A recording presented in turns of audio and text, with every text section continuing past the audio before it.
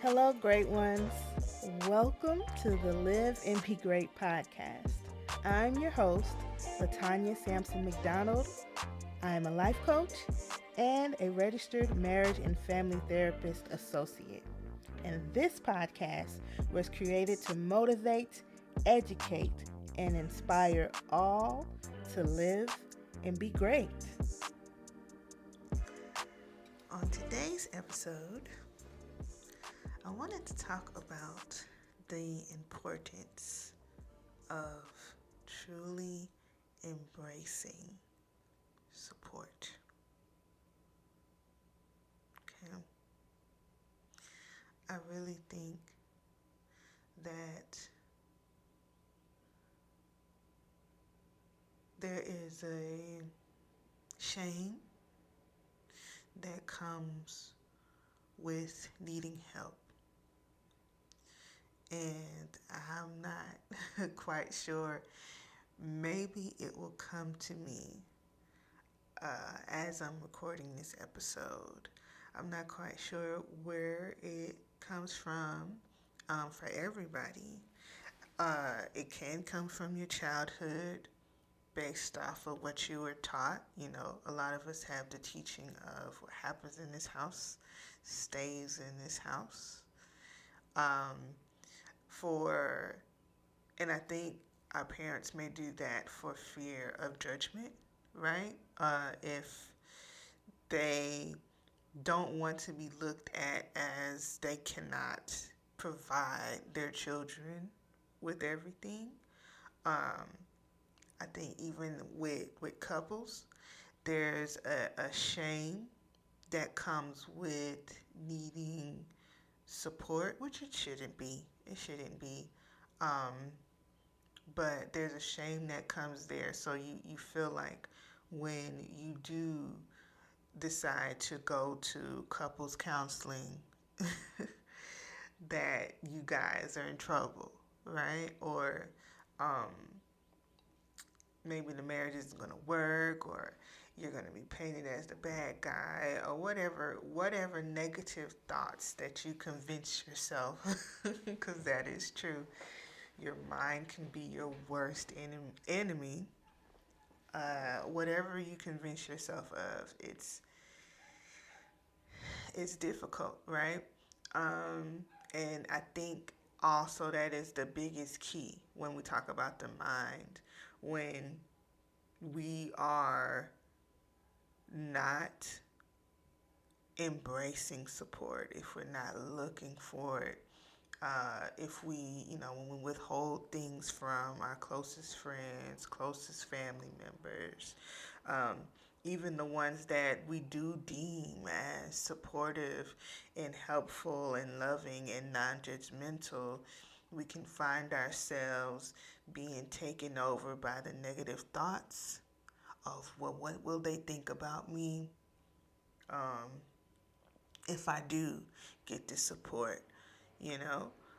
Even when it comes to going to therapy or getting a life coach, you allow that negative thought of, I'm supposed to have it together because this person has it together and that person, it looks like they don't even need. Why do I have to need this? Or whatever the case may be. So I believe the first step with that, you definitely have to gain control of your thoughts. Okay? It's okay to have negative thoughts when they come, but you have to figure out a way to combat that, right? In every aspect, especially if you're trying to be productive, if you're trying to obtain a goal, or if you're just trying to fight to be here and be the best version of you that you can, you have to find ways. And one of those ways is actually embracing support. So let's dive deeper into this. So I think The greatest example I could give, of course, is my own, right? Um, Being okay with letting somebody in. Um, yeah, I've had my own, I would say, reservations of embracing support, feeling like I had to be the strong one. Um, because I'm just a naturally empathetic and giving person. Sometimes I found myself giving a tad bit too much. And when it comes to friendships, I think if you are a naturally giving person, and I'm talking about like giving of your time and your support and your energy, not necessarily monetarily, because not all of us can give that way, and not all of us feel like that is truly um, supportive, in our own ways. And when I say that, some certain people have different love languages and things that they like to do for people to show them that they are supporting them. And mine has always been quality time. And if it is a gift, I'm very thoughtful about that gift. But it's always my quality time and support has always trumped that. And that is also one of the love languages that I like to receive, quality time. Um, so if you're naturally a giving person, right, you can feel as though, okay, this person has a lot going on. And then you can also find yourself struggling to, I would say, get a word in because you've kind of taught those people around you that basically you're the support. So naturally, when they have an issue, they're going to come to you. So they're not necessarily looking to listen to your problems, right? And you know who those friends or family members are, right? Or you could feel like this person is not an expert in this area. They have issues too. So you can't find yourself like, okay, let me just be the sounding board to everybody, right? And that's not healthy. That's definitely not healthy. And I think for me, the easiest way to back away from that was getting my own support and embracing it and doing my best to be more open to those who I knew were willing, right? And you know who those are that are willing because they're going to notice that they're going to catch you when you're going through something, okay? And they're going to ask you to open up to them, right? And some people, they're going to stay oblivious, unfortunately, and just keep dumping on you and dumping on you. So you have to do your best not to say that you're supposed to keep letting them dump on you, because that's not, I don't really feel like that's an effective friendship, especially if you're not a therapist, because that's what they're supposed to be using their therapist for, if that's all that they do, right? But if it's pretty balanced, there's nothing wrong with that. But for my own support, I definitely had to make sure that, um, especially doing this job, especially being in this space, that I take the necessary precautions and steps to make sure that I'm as open as possible with the ones that support me, right? Um, and I think I've kind of broken out of that shame, even though I do feel like I have always been an open book. Um, I do protect myself from, I would say I did protect myself from people I felt like would judge me and that I would get that, I wasn't getting the support that I needed, because that is also a fear that comes into play when you, this happens a lot with parents, where they're not really giving what they're supposed to give. Like, they kind of, maybe unintentionally or intentionally, because that does exist, make the issue worse. Okay? That part. That can also cause you to withdraw back into your shell. Um, but I would say to combat that, right? Go to the person that you know. You get that consistency of support, right? And if it's not one of your friends, definitely consider a life coach or a therapist. Please, okay? It is okay, but that doesn't have to be your only support. You may need to start to switch around and add people to your support system. Um, Something else I gotta be truthful about is that um, you attract people that are similar to you, whether it's your good qualities or the toxic qualities that you are working on, hopefully.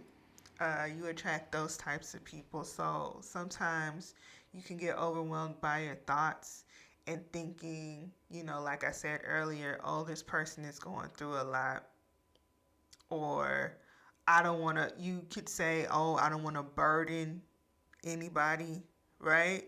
But if you're attracting people just like you, something that I noticed was that I had friends doing the same exact thing, like thinking, oh, Latanya is probably going through a lot right now, whatever the situation was, so I'm going to withdraw back and I'm going to go into my corner. And then when I'm done, when I'm over this situation, maybe I'll tell her about it, you know, when we catch up. And that could be a week from now, a month, a year, 2 years from now. Like, yes, I've done that before.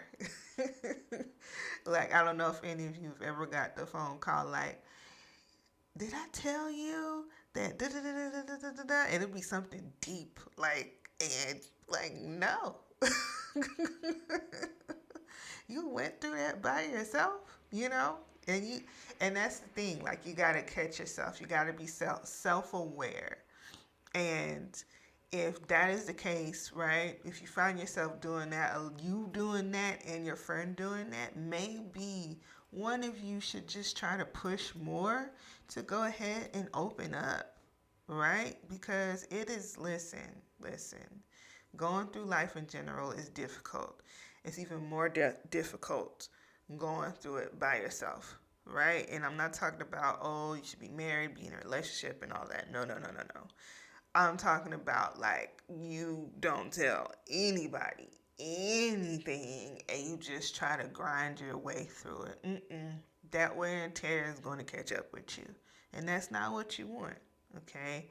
So when it comes to embracing support and finding that support,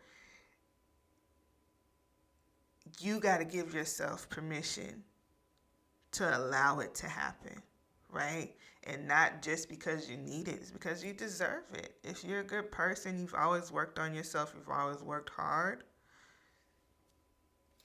listen, get what you're owed. Like, what is the purpose of having friends if you don't let them support you? What's the what's the purpose of having a primary care physician and you don't go, a dentist and you don't go, a therapist, right? And you're not being open and honest. You're just showing up just to say you're there.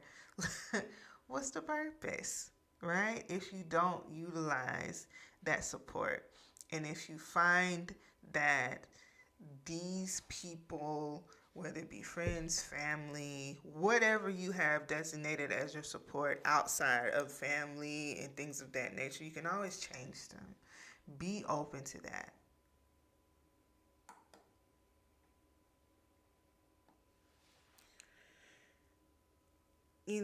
There is a coach, advisor, a specialist for just about everything. Okay? So we gotta maybe be more truthful about the excuses that you are making to not receive support. Some of us have biases, right? And they're not unwarranted a lot of the times because you form your biases, hopefully, based on your experience, not just by, just listening to somebody else, but hopefully based on your own experiences, okay? And it could be about just about anything. It could be about dating. It could be about who you decide to be friends with. I've heard people say, hey, listen, I'm a girl and I have a good bunch of guy friends. And I just don't get along with girls. That person has a track record, okay, um, of that, right? So that person has formed their own bias on what they want to define as a friend, right? Or it's, let me say that better. It's a bias is basically what we do as humans, what we form to protect ourselves from feeling um, that same thing again, or going through an experience that was, not so pleasant. Okay, I don't want to go as far as say traumatic because it can be considered traumatic, but some people they may not use that terminology to describe it. So I'll stay with unpleasant. You create these forms of understanding to protect yourself, right? Um, but that can sometimes be harmful, okay? Because at the end of the day, you want to always look at the common denominator, which is you. Not saying that if you put your hand in some fire, you ain't gonna get burnt, okay? But to not get burnt, you gotta use some protection, right? Um, you gotta make the right choices. If you see certain traits in a person that are toxic, 9 times out of 10, if they treat you the wrong way or something that's familiar, yes, you have every right to protect yourself and move on. Okay? Uh, but if you've changed, right, and you have done the work on yourself, there's nothing wrong with trying it again. I know that's particularly hard for people who have maybe had a traumatic pregnancy, right? Um, or, watch someone go through something like that. It doesn't mean that it's going to happen to you, but what you can do is get support, right? You don't have to go through that particular obstacle by yourself, right? Do it differently. Do it differently. And one of those ways is maybe getting a therapist that specializes in that, or getting a therapist, period, getting a life coach, maybe a doula, like whatever it is, maybe people who have gone through that experience, maybe joining a support group, a Facebook group, right? For people that get it, that you feel like, okay, they understand, right? There's nothing wrong with looking for that. So the pregnancy thing is just an example of a topic that, you know, it I would say that certain people feel like they should be able to do on their own because it's so common. And it's also very common for people in that situation to that don't know that those things exist, right? So this can be applied to anything that you need support with, okay? Just about anything. Um, yeah, there are things in life that you are gonna have to do by yourself, okay? You're gonna have to make certain decisions by yourself, yes, but regardless, even if it's that certain thing and you have an issue with it, work through the shame, right? And I think one of the first ways of doing that is maybe test yourself to talk to a stranger, strike up a conversation, right? And this person has no bias or judgment against you because they don't know you, you know? But if you're in a place, maybe a Starbucks, I know it's going to be difficult now because COVID, so it's not as easy. You kind of want to stay away from people. Well, some people, listen, what I'm seeing out there, especially in the South now, big difference. Or is it? I'm not quite sure, but people still strike up conversations with everybody. So I think with the mask and people who don't necessarily want to wear a mask, right? Because I'm not starting the conversation with anybody that's not wearing a mask. I'm sorry. That's my own bias, right? To protect myself. No offense. Because I've had COVID and I didn't like it. So I don't want it. Even though I am vaccinated, I just don't, not taking any chances. I still wear my mask even when I go to dance class, okay? Protection, support. See, told you guys, I practice what I preach. But, I'm sorry, went off on a little tangent there, but I definitely think maybe you should try that, right? Even if you do decide to join like a Facebook group or what do they have, Discord or whatever the case may be, you want to strike up a conversation with somebody that you don't quite know, try talking about something basic. I'm not saying like share your social security number and your address or anything like that, but just see, right?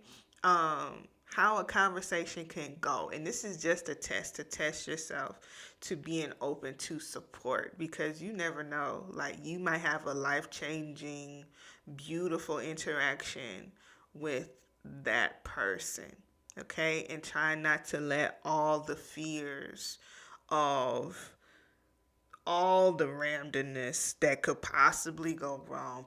Try to just test it anyways, right? And trust yourself to know, okay, that I'm going to be able to tell this person, if I'm feeling this person or if I want to continue a conversation or even if I want to become friends with this person, acquaintances or whatever, or it could just be the experience of somebody validating you, right? Not just validating, but feeling a commonality, right? That can be so rewarding, if you just allow yourself to go there. Um, and a little transparency.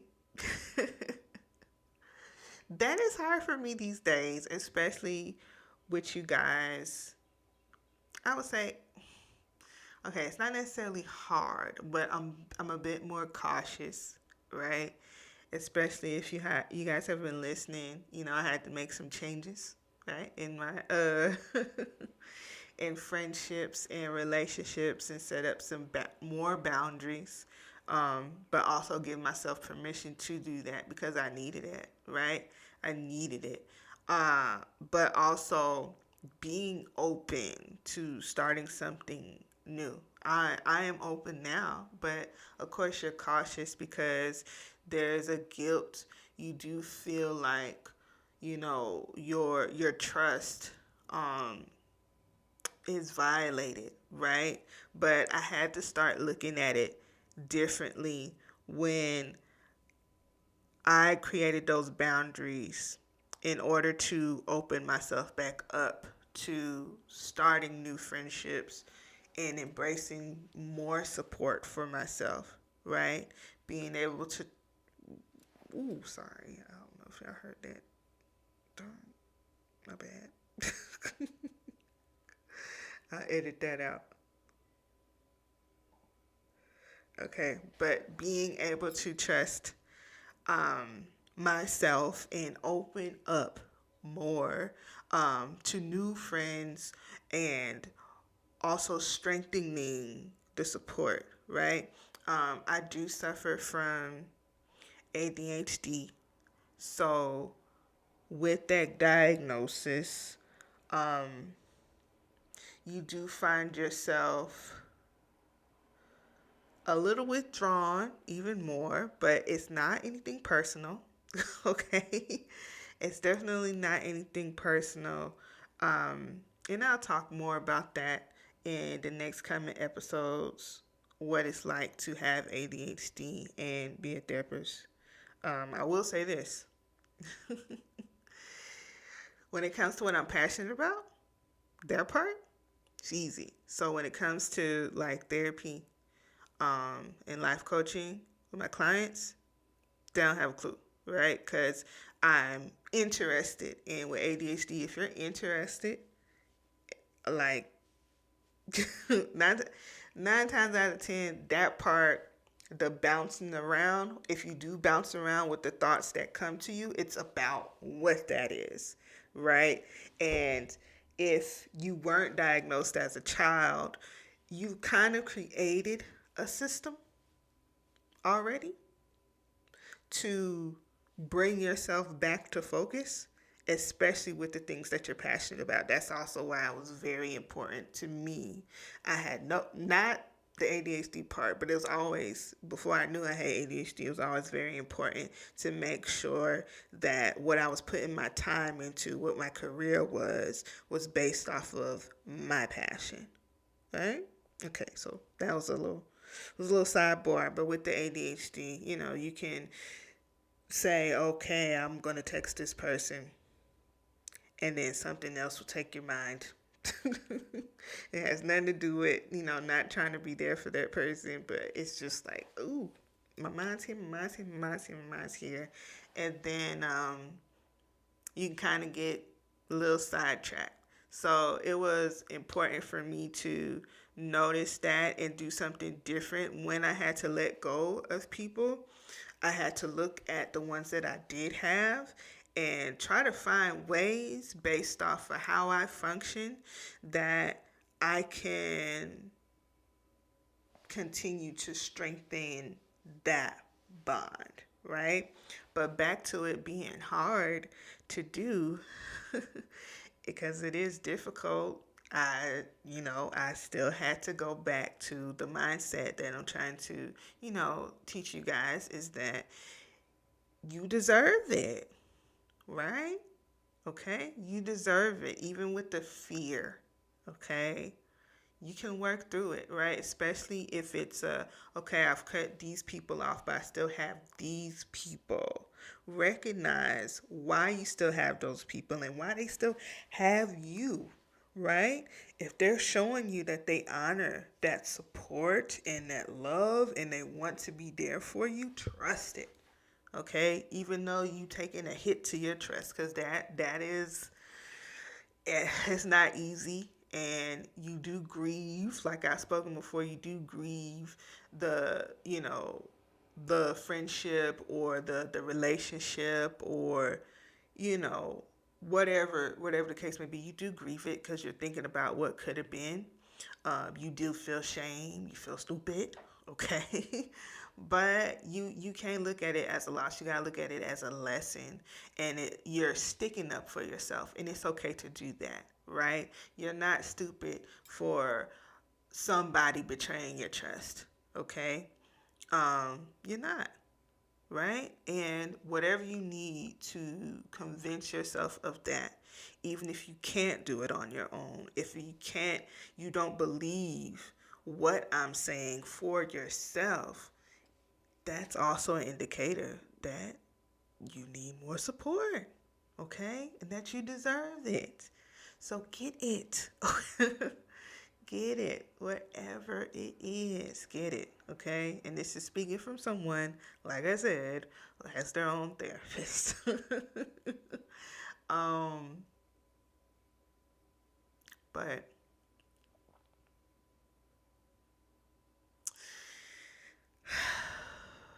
I just hate that during this pandemic, man, like a lot of people have taken a hit, okay, on their mental, um, and just about every type of aspect in their life. And when I started this podcast during the pandemic, one thing that I said was, it's the lockdown definitely shifted some things for a lot of people. And I wanted people to really re-examine their life, because tomorrow is not promised. I am somebody that does believe, firm believer of that. But you don't want to have any regrets. So it's like, when it comes to this topic of embracing support, you don't want to not experience the full support you can have, or who you can be once you perfect that support system. Because it could be magical. And it is possible. It is. I know, oh, everybody's not perfect. And, we have that notion. So that can kind of deter us. Especially if you already a loner, okay? And somebody who likes to be alone, right? Or has just been, beaten down by life, by family, exes, whatever the case may be, jobs, experiences. It can be very, very hard, but I want to tell you that it is possible to surround yourself with only people that have your best interests. And not just, surround yourself, but the closeness of knowing you, that you don't feel like you have to hide anything from your support system. You can have that. Okay? You just have to try. You got to believe. You got to believe. So like I said before, test yourself. Start with the stranger, right? Or maybe you can start with going to a class in a particular activity that you would need to listen to a coach to do. Like, you have to listen to instructions, okay? Test yourself and just applaud yourself for allowing that person to guide you and to support you, right? And know that you can do it. Take that as a sign. Take that as a sign. But I definitely do, on next episode, definitely want to talk to you guys again about, I want to go more in depth, because I did embrace some more support recently, right? For when it came to my own mental health, and created some more boundaries went back and decided, what I wanted to give more time to, that I felt like filled me up, and that it was an equal balance of support. But I don't want to make this episode too long. I don't want to. And I'm sorry if some of you guys feel betrayed that have been listening. Like, why did she tell us that she had ADHD? I feel like one of the episodes I kind of hinted to it, because I feel like if you are this is just based off of my own experience, I do feel as though being a Black woman and having to wear so many hats and transform like you do and wear a brave face, like from head to toe, inside and out, just to protect yourself. Ooh. Listen. We are basically off of our trauma. I feel like all of us have ADHD. Every last one of us have some form of ADHD, because it's embedded in us to wear these different hats just to survive. Like, I have to, when I walk out of my door, I have to be aware of people's biases towards me in order to make it home and make sure that I don't look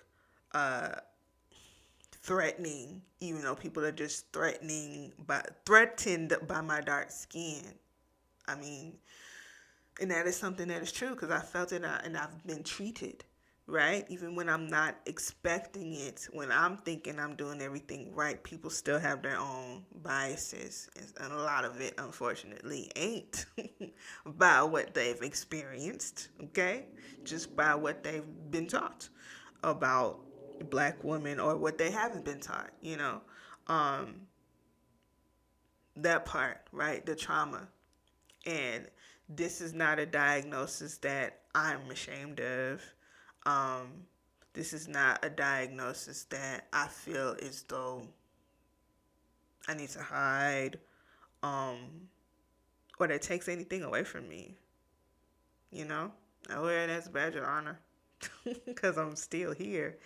And I am finding more and more ways to use all parts of me as a superpower.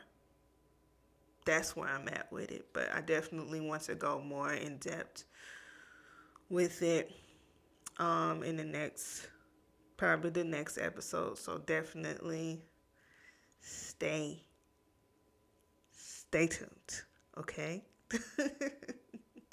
Stay tuned. But I hope you've enjoyed this one. I hope this wasn't too long. I hope you guys really got something from it,